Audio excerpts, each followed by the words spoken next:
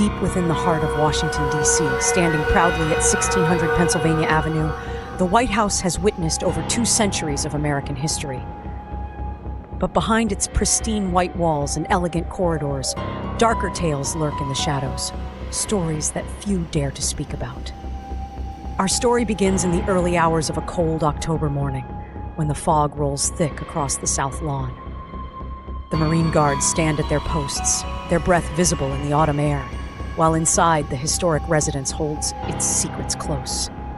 Abraham Lincoln's ghost is perhaps the White House's most famous supernatural resident. Staff members, first ladies, and even visiting dignitaries have reported encounters with the 16th president's tall, commanding presence.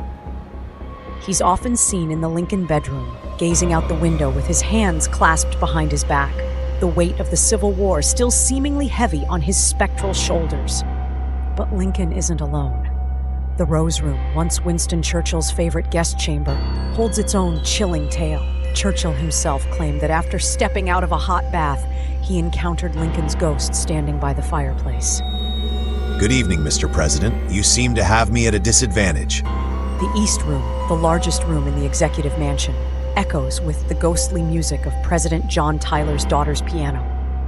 Despite the piano being long gone, staff members report hearing its melancholic melodies late at night when the room stands empty. The sound of laughter and dancing often follows, as if the celebrations of centuries past continue in some ethereal dimension. During the darkest hours, the White House takes on a different character. Security cameras occasionally capture unexplainable phenomena, shadows moving against the laws of physics, doors opening and closing without human intervention, and temperature drops that defy the building's sophisticated climate control system. The basement of the White House, a maze of corridors and rooms dating back to the earliest days of the Republic, holds particularly disturbing energy. During President Franklin D. Roosevelt's administration, staff members reported seeing a demon-like creature with glowing red eyes.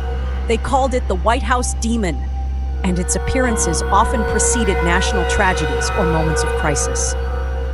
Perhaps most chilling are the accounts from the second floor, where the First Family's private quarters are located. Multiple First Ladies have reported feeling watched while in their bedrooms.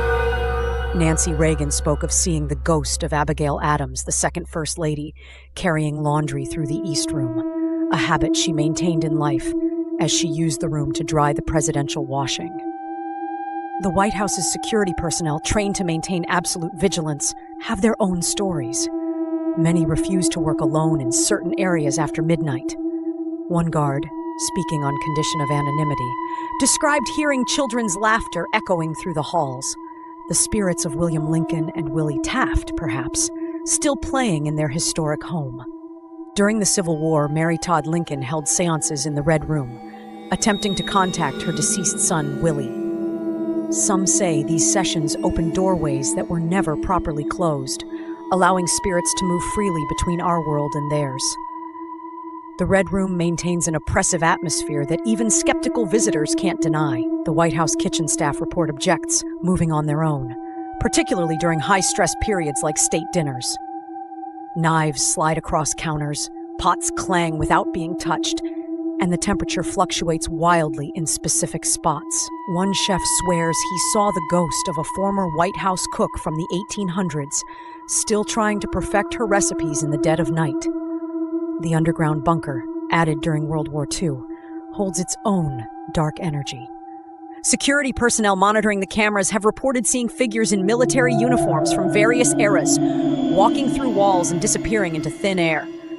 These appearances spike during times of national crisis, as if ancient guardians rise to protect the nation's heart. Not all the supernatural encounters are frightening.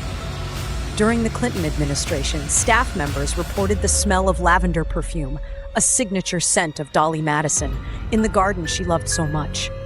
Her presence is said to be peaceful, protective of the home she once knew so well. But the true horror of the White House lies not just in its ghostly residents, but in the weight of history itself. Every crisis, every decision that has shaped the nation has left its mark on these walls. The Cuban Missile Crisis, the assassination of JFK, the attacks of 9/11, the building holds the emotional echoes of these moments, like psychic scars. Modern presidents and their families have learned to coexist with their supernatural housemates. Some embrace the history, while others prefer to ignore the unexplainable events that occur regularly within these historic walls.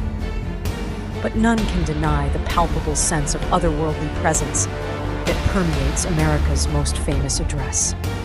Security measures have evolved dramatically since the White House's construction in 1800, but no amount of technology can shield the building from its supernatural residents. Motion sensors are triggered without explanation. Cameras capture inexplicable phenomena, and the most sophisticated security systems sometimes behave erratically, as if influenced by forces beyond our understanding. Perhaps most telling are the current Secret Service protocols that nobody discusses. The unwritten rules about certain rooms after midnight, the buddy system in specific areas, the locations where electronics mysteriously malfunction. These modern-day defenders have adapted their procedures to account for the White House's more ethereal security concerns. As night falls over Washington, D.C., and the last tourists leave the sidewalks outside the iron fence, the White House transforms. Behind its famous facade, history doesn't just rest. It lives, breathes, and walks the halls. The building stands as both a symbol of democracy and a repository of supernatural energy, where the line between past and present blurs, and where the nation's leaders share space with echoes of those who came before. For those who work within these walls, the horror of the White House isn't in its ghostly encounters or unexplained phenomena.